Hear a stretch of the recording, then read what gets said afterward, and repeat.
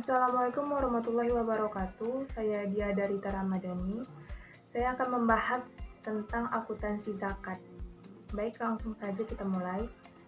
Yang dimana pengertian akuntansi adalah seni pencatatan, penggolongan, penafsiran, dan pengkomunikasian dengan cara tertentu dan dalam ukuran moneter, transaksi dan kejadian-kejadian ekonomi dari suatu entitas hukum atau sosial.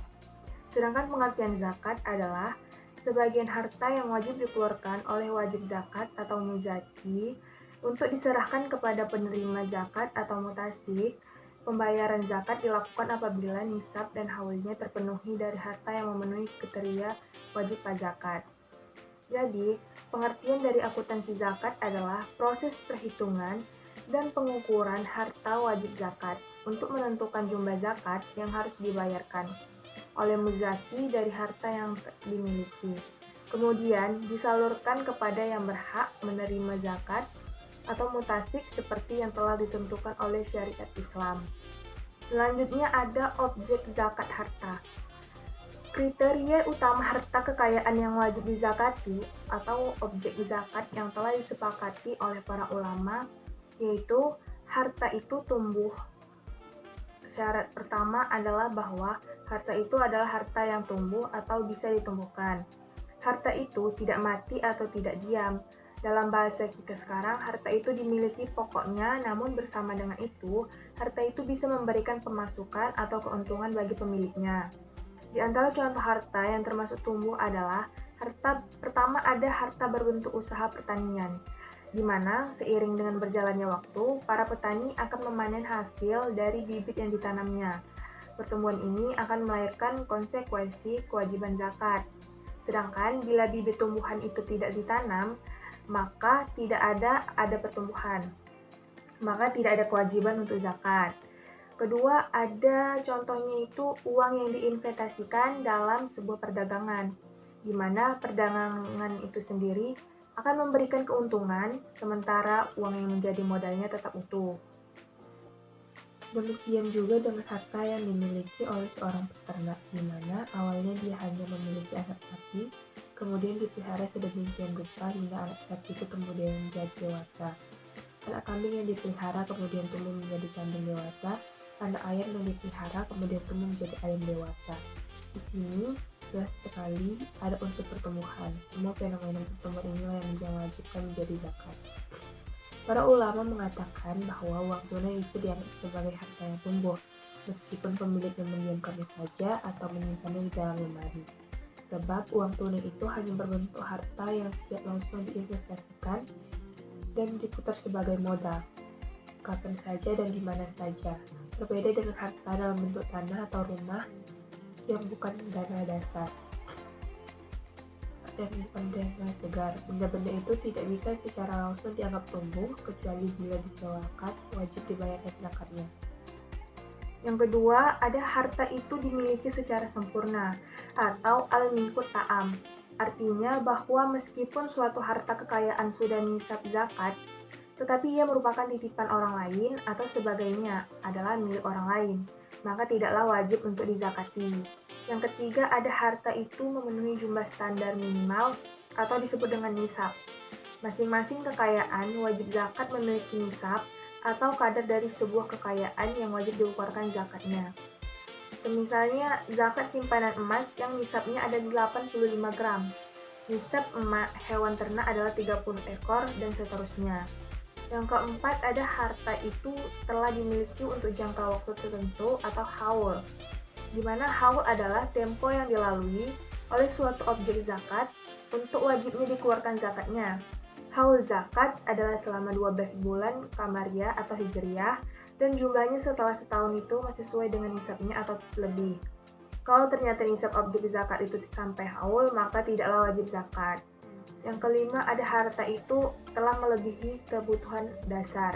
Artinya, zakat yang dikeluarkan dari harta seseorang adalah harta kekayaan yang merupakan kekayaan bersih, yaitu telah dikurangi kebutuhan sehari-hari ditambah utang piutang. Dan sisanya jika memenuhi nisab dan sampai haul, bilangan 1 tahun barulah dizakati.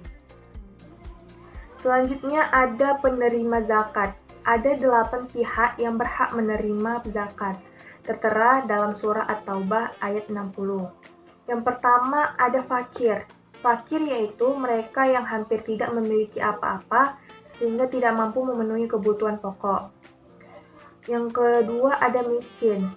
Itu mereka yang memiliki harta namun tidak cukup untuk memenuhi kebutuhan dasar untuk hidup.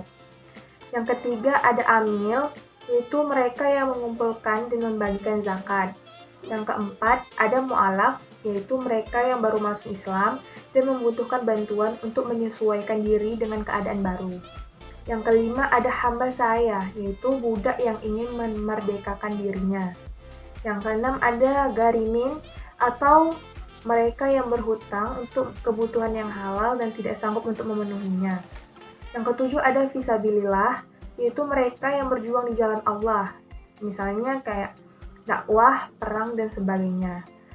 Dan terakhir ada ibnu sabil, yaitu mereka yang kehabisan biaya di perjalanannya.